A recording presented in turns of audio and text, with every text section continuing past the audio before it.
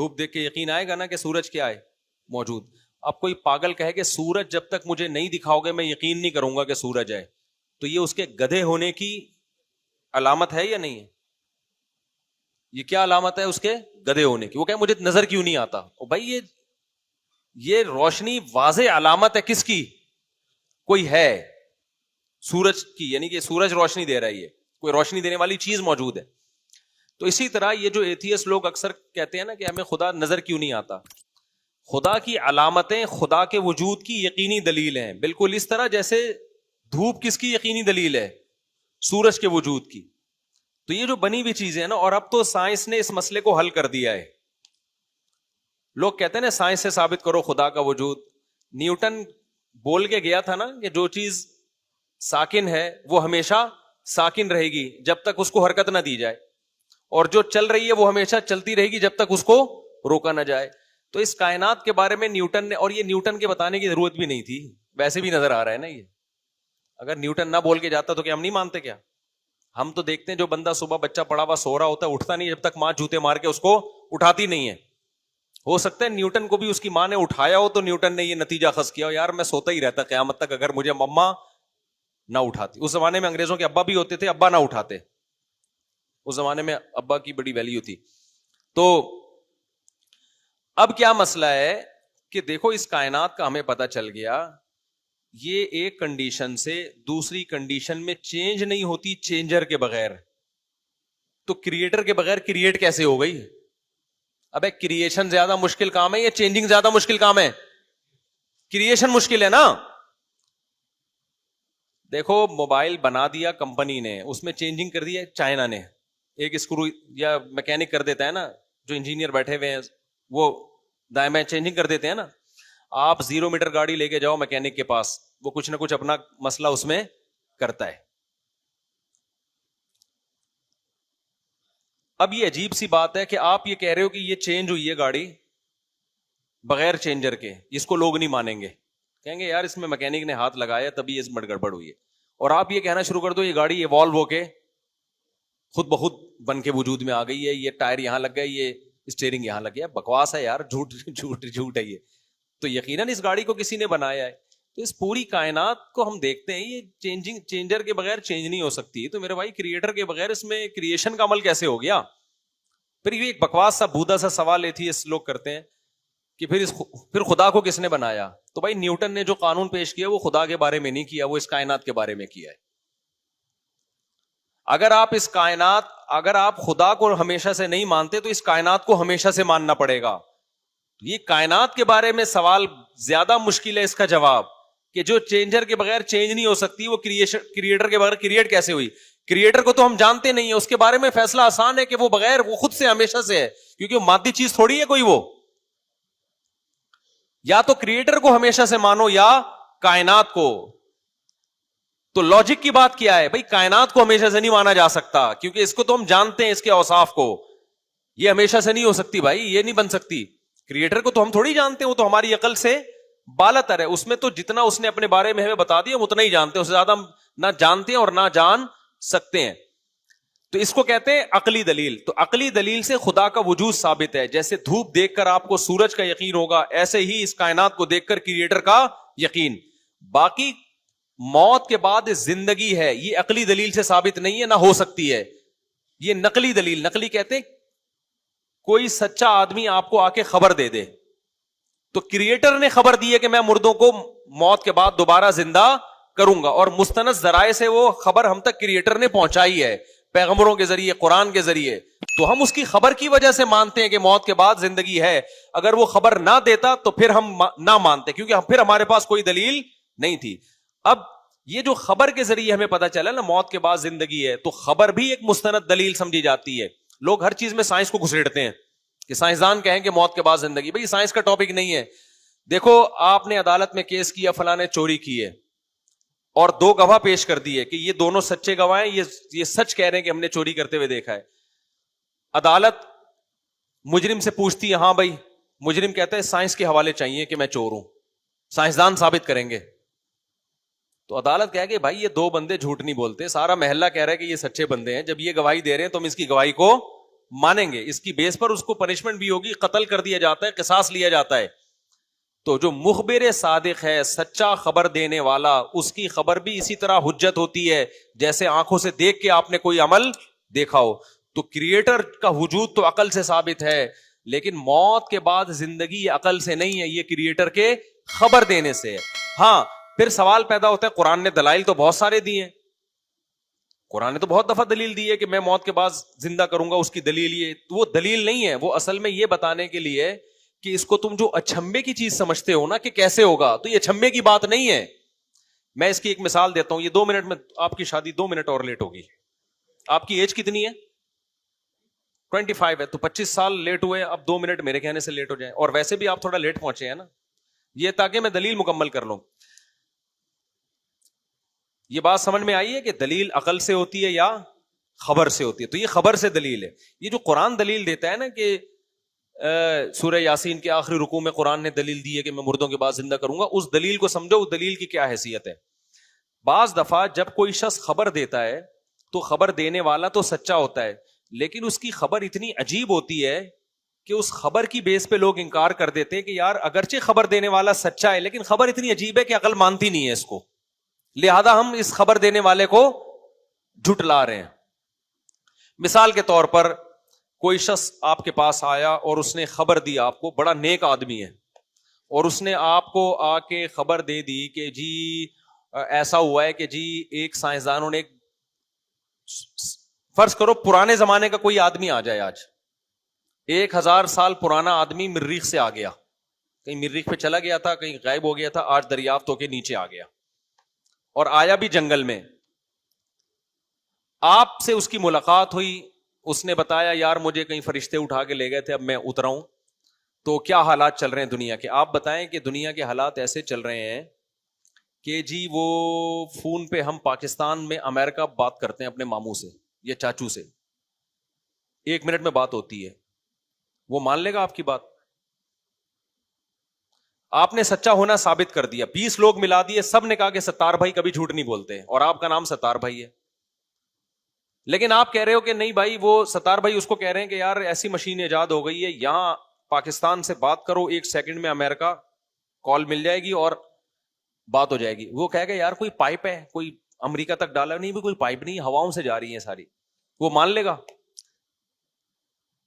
وہ کہے گا یار آپ سچے آدمی ہو لیکن آپ کی یہ خبر سچی نہیں ہے. کیوں؟ اس کو کہتے ہیں استبعاد عقلی.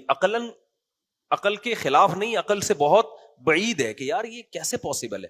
تو پھر آپ پتہ ہے کیا کرو گے؟ پھر آپ اس کو سائنسدانوں کے کمالات دکھاؤ گے,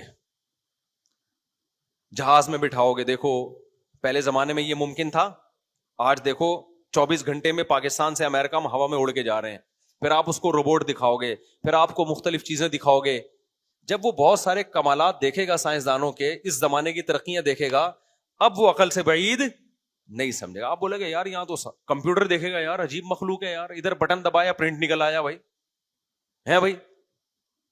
تو پھر وہ موبائل دیکھے بغیر بھی مان لے گا یار جو اتنا کچھ جب سائنسدان کر سکتے ہیں تو موبائل بھی ایجاد انہوں نے کر لیا ہوگا. تو قرآن کے جو دلائل ہے نا کہ موت کے بعد کی زندگی, وہ اصل میں دلیل تو اللہ کا کہنا یہ دلیل ہے کہ میں مردوں کو زندہ کروں گا.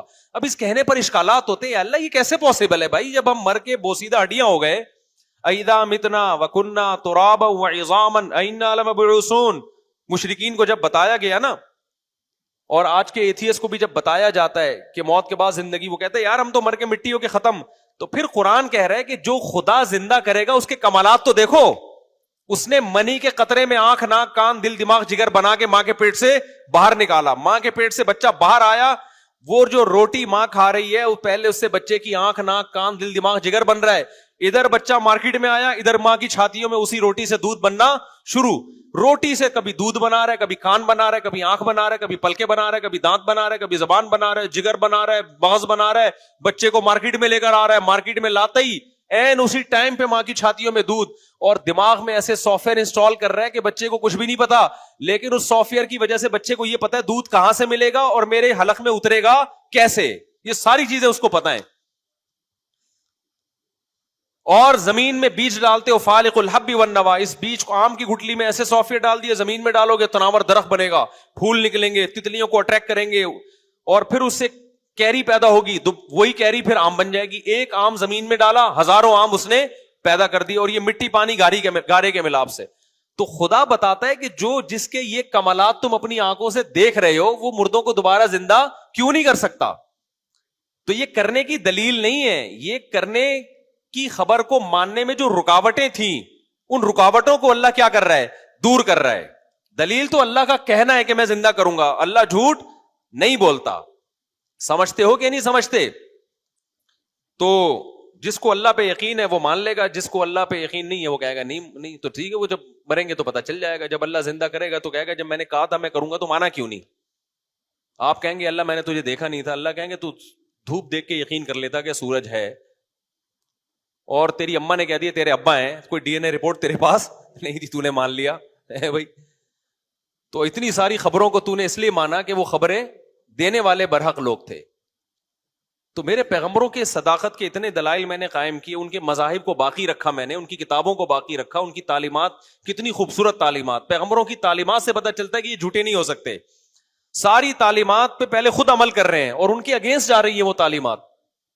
دنیا میں کوئی ایک ایسا لیڈر دکھاؤ یار جس کو لوگوں نے اتنا فالو کیا ہو, جن کے پاس کوئی ڈگری نہ ہو, اور ایسے ان کے لیے قربانیاں دی جا رہی ہیں. ان کے کہنے پہ ایک مہینہ لوگ روزے رکھ لیتے ہیں, ایک مہینہ ان کے کہنے پہ.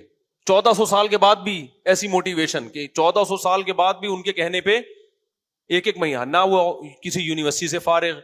تو بھائی اتنی پاور کسی سچے آدمی کی ہی تحریک میں ہو سکتی ہے, جھوٹوں کی تحریک میں اتنی پاور نہیں ہوتی کہ ان کے کہنے پہ لوگ زنا چھوڑ دیں. آج زنا کا ریشو سب سے کم مسلمانوں میں ہے, حالانکہ زنا مرد کے لیے سب سے اٹریکٹیو چیز ہے, لیکن مسلمانوں میں زنا کا ریشو سب سے کم ہے. کیوں؟ 1400 سال پہلے ایک یتیم جو نہ لکھنا جانتے نہ پڑھنا جانتے, انہوں نے کہا کہ خدا کا حکم ہے زنا کیا ہے؟ حرام ہے. شادیوں میں لگ گئے ہم لوگ, اسلام نے ہمیں 4 شادیوں میں لگا دیا, پھنس گئے ہم. لوگ کہتے ہیں پھنسے کیا, عیاشی ہے تو کر لو پتہ چل جائے گا. اگر عیاشی ہوتی تو سب سے پہلے ہمارے حکمران کرتے. کیا خیال ہے؟ جن کے پاس پیسہ بھی بہت ہے, وسائل بھی بہت ہیں, وہ کرتے. وہ تو کر نہیں رہے, ان کو پتہ ہے چوڑے میں آئیں گے. اور بعض تو ایسے ہیں جن کی بیوی کا انتقال ہوا, انہوں نے کہا اللہ نے خود ہی اٹھا لیا تو اب ایک بھی نہیں کرنی ہم نے. وہ تو پہلی دفعہ ہم نے غلطی سے کر لی تھی, اب اللہ نے جب اٹھا لیا تو اب ہم یہ غلطی دوبارہ نہیں دہرائیں گے. تو پیغمبر صلی اللہ علیہ وسلم کے کہنے پر بھائی ہم اپنے گھر کا نفقہ اٹھاتے ہیں. ہم تو نسل بھی کس کے کہنے پہ بڑھاتے ہیں؟ اللہ کے. ورنہ غیر مسلم تو نسل بھی نہیں بڑھا رہا, وہ کہتے ہیں 2 بچے اور 1 بچہ, ان کا تو سارا سیٹ اپ کیا ہو گیا؟ برباد. ہم تو ذمہ داریاں پال رہے ہیں, بیٹے بھی بیٹیاں بھی. غیر مسلموں میں تو یہاں تک ہو گیا الٹرا ساؤنڈ کراتے ہیں, بیٹی ہے تو پہلے ہی مار دیتے ہیں ماں کے پیٹ میں. ہم مارتے ہیں؟ ہم نہیں مارتے بھائی, بیٹا ہے بیٹی ہے کوئی بات نہیں, خوشی میں بکرا کاٹیں گے ہم تو, ٹھیک ہے نا. ان کو ہمارے بکرے کاٹنے پر اعتراض ہو رہا ہے کہ جانور پہ ظلم کر رہے ہیں, اس پہ نہیں ہو رہا کہ بیٹی پیدا ہونے سے پہلے ہی ماں کے پیٹ میں اس کو قتل کیا جا رہا ہے. تو بچیاں قتل کر دو, اس پہ وہ نہیں ہے. ہم بکرا کاٹ کے کھائیں, غریبوں کو کھلائیں, اس پہ کہہ رہے ہیں جانور پہ ظلم کر رہے ہو. نہیں یہی بات میرا خیال ہے. تو بھائی یہ موٹیویشن, اتنی پاورفل موٹیویشن یہ سچے پیغمبر میں ہی ہو سکتی ہے کہ جس کے کہنے پہ زنا چھوڑ دیں, شراب چھوڑ دیں, 4 شادیوں میں اپنے آپ کو الجھا دیں, ٹھیک ہے نا, پٹیں, اور نہ نفقہ اٹھائیں, نسل بھی نہ روکیں بڑھائیں, پھر ان کی ذمہ داریاں بھی اٹھائیں. لوگ مجھ سے ایک بات کہتے ہیں, میں جب ابھی میرا بول ٹی وی میں آیا نا, بچے بھی میں نے 2-4 دکھا دیے. میں نے کہا صرف یہ کمپنی کی مشہوری کے لیے, پورے نہیں لے کر آ رہا, لوگ افورڈ نہیں کر پائیں گے, بے ہوش ہو جائیں گے, صوفوں پہ گر جائیں گے, ڈپریشن میں چلے جائیں گے. تو ابھی صرف 4 میں نے بچے چھوٹے والے دکھائے اپنے, وہ مختلف چینلوں کے. تو اس پہ نا بہت تبصرہ لوگوں نے الٹے کیے ہوئے تھے کہ دیکھو مہنگائی غربت کا کیا عالم ہے, اور یہ بچوں کی اسپیڈ دیکھو. اگر اس مہنگائی غربت میں ہم اتنے بچے پیدا کر کے کسی سے بھیک مانگ رہے ہوتے نا, کسی ٹرسٹ سے پیسے لے رہے ہوتے, پھر یہ بنتا تھا. یہ اللہ نے مولویوں کو جگرا دیا ہے کہ نسل پیدا بھی کرتے ہیں اور ساری ذمہ داری نسل کی خود اٹھاتے ہیں. یہ ہمارے کروڑ پتی لبرل لوگوں میں یہ جگرا نہیں ہے. وہ سانپ بن کے دولت پہ بیٹھتے ہیں کہ میں کھا جاؤں, جو کمبخت اپنی اولاد کو کھلانے کے لیے تیار نہ ہو, وہ غریبوں کو کیا کھلائے گا؟ وہ اس کا دل کہاں ہوا, تو تھوڑے ٹکڑے غریبوں میں تقسیم کر دیتے ہیں بس. جو اپنی اولاد کو اس لیے روک رہا ہو کہ کھلانا پڑے گا اس کو، اس سے بڑا کمزرف دنیا میں کوئی ہو سکتا ہے؟ محمد صلی اللہ علیہ وسلم نے روکا ہے. آج کے موٹیویشنل اسپیکر میں اتنی پاور نہیں ہے. تو ہم محمد صلی اللہ علیہ وسلم پر جو ایمان لائے ایسا ہی نہیں لے کر آ گئے. اتنا کانفیڈنس ہے، بڑے کانفیڈنٹ ہیں ہم اس میں، تبھی یہ سب کچھ کر رہے ہیں. ورنہ ہمیں کیا ضرورت تھی بھائی؟ تو ہماری تو بیٹیاں بھی ہو رہی ہیں، بیٹیاں بھی ہو رہی ہیں، نہ ہمیں بیٹی پہ تکلیف ہوتی ہے نہ بیٹے پہ. ورنہ دنیا کے لحاظ سے تو بیٹی پیدا ہونا آج کل ایک عذاب بن گیا ہے. شادی کہاں سے ہوگی، جہیز کے خرچے، ٹوپی ڈرامے. ہمیں جہیز سے کس نے بچایا؟ اللہ کے نبی نے. ہمیں جلد شادی کا حکم کس نے دیا؟ اللہ کے نبی نے. ہمیں یہ کس نے سکھایا کہ بھائی اولاد پہ، بھائی بہنوں پہ، بیوی بچوں پہ خرچ کرو گے تو یہ آخرت میں کیا ہے؟ ذخیرہ ہے. اگر اللہ رسول نہ کہتے، ایک دھیلا ہماری جیب سے کوئی نکلوا کے دکھاتا ٹھیک ہے نا. اور یہ جو ہم یہاں بیٹھ کے بیان کر رہے ہیں یہ کروا کے دکھاتا ہم سے کوئی. لوگ کہتے ہیں یوٹیوب کی چینل کی آمدن ہے. جب چینل نہیں تھا تو بھی ہمارے اتنے ہی لمبے بیان ہوتے تھے، بلکہ اس سے زیادہ ہی لمبے ہوتے تھے. مجھے تو یاد ہے اس وقت تو یوٹیوب ایجاد ہی نہیں ہوا تھا. میرا ایک جگہ بیان ہوا 2.5-3 گھنٹے بول بول کے گلا بیٹھ گیا میرا، بند ہو گئی آواز. پھر بھی بولتا رہا، اس کے بعد پھر خود ہی کھل گئی. یعنی پہلے گلے نے احتجاج کیا کہ چپ کر جا، پھر گلے نے بولا نہیں کر رہا، چل ٹھیک ہے بول لے. تو یہ تو لوگوں کو نا نیگیٹو ملتے ہیں. یوٹیوب ہے بھائی، یوٹیوب کی مونیٹائزیشن ہے اور یہ سب. یہ تو مونیٹائزیشن کا ہمارے باپ کو بھی نہیں پتا بھائی، میرے بھائی پتا تھا کہ ہوتی کیا ہے. تو ہم تو پہلے سے کر رہے ہیں بیان، تو اعتراض کرنے والے تو پتہ نہیں کیا کیا کرتے رہیں گے. تو لیکن یہ ساری موٹیویشن ہمیں کہاں سے مل رہی ہے میرے بھائی؟ یہ تو محمد صلی اللہ علیہ وسلم نے 1400 سال پہلے ہمیں کہا تھا. نبی صلی اللہ علیہ وسلم نے کہا کہ بھائی ماں باپ کے قدموں میں جنت ہے. تو والدین کے مرنے کے بعد اللہ ہمیں توفیق دیتا ہے. سب سے زیادہ دعائیں کس کے لیے کرتے ہیں؟ ماں باپ کے لیے. لبرل لوگ اپنے باپ کو زندگی میں بھول جاتے ہیں، موت کے بعد کیا یاد رکھیں گے یار. مجھے دنیا میں اگر کسی کی موت کا سب سے زیادہ غم ہوا تھا نا تو اپنے والد کا ہوا تھا. حالانکہ جس عمر میں میرے والد فوت ہوئے شاید اس میں ہمیں اپنے والد کی ضرورت تھی نہیں، ہم اسٹیبل ہو چکے تھے. ایسے موقع پہ تو جانے کا آدمی کہتا ہے کہ چلو اب تو ہمیں تو ضرورت ہے ہی نہیں نا. ایسی عمر میں جس میں لوگ اپنے ابا کو اولڈ ہاؤس میں جمع کرانا شروع کر دیتے ہیں، اس میں ہمیں دنیا سے جانے کا سب کو ہوتا ہے. میں کوئی اکیلا کوئی آسمان سے نہیں اترا، ہماری کلچر میں سب کو افسوس ہوتا ہے. ماں باپ کے مرنے کا سب سے زیادہ افسوس ہوتا ہے. گھوڑے کو تو نہیں ہو، تو تھوڑا بہت ایک آدھ دن ہلکا پھلکا سا ہوگا. اور پھر تسلی بھی ہمیں، اس غم کی تسلی بھی کس نے دی ہمیں؟ وہ بھی اللہ نے دی. جو غم ہوا تھا مجھے تو لگتا تھا کہ میرا دماغ پھٹ جائے گا، میں ڈپریشن میں چلا جاؤں گا، لیکن ہمیں تسلی بھی کہاں سے ملی؟ محمد صلی اللہ علیہ وسلم کی طرف سے. آپ کی حدیثیں، آپ نے جو قرآن پیش کیا اس میں لکھا ہوا ہے کہ ہر غم پہ اجر ملتا ہے اور اللہ کے فیصلوں پہ کیا کرو. میرے جب والد صاحب کا انتقال ہوا میں اتنا سخت ڈپریشن میں چلا گیا تھا. حالانکہ ہمارے والد صاحب کوئی انٹرٹینمنٹ نہیں کراتے تھے، ہمیں ڈرامے فلمیں دکھاتے ہوں، مری گھما کے لائے ہوں جی سوئٹزرلینڈ کی. مذہبی تھے، گھر میں آ کے نماز روزے کا ہی کہتے تھے. یہ تو ایسے ماں باپ تو اور ٹینشن ہے آج کل. کیا خیال ہے؟ نہ ہمارے گھر میں ٹی وی آنے دیا والد صاحب نے، نہ ہمارے گھر میں کوئی سٹا جوا، نہ سگریٹ، نہ نسوار، نہ پان، نہ گٹکا. اگر ابا عیاشی کراتے پھر ابا دنیا سے جاتے تو پھر غم سمجھ میں آتا ہے. ابا نے تو ہمیں عیاشی بولو نا نہیں کرائی. پائپ سے کوٹا ہے، جب دیکھا کہ غلط دوستوں میں بیٹھ رہے تو پائپ سے پکڑ کے کیا کر دیا؟ کوٹ دیا. فجر کی نماز میں پکڑ کے کوٹ دیا کہ اٹھتا کیوں نہیں.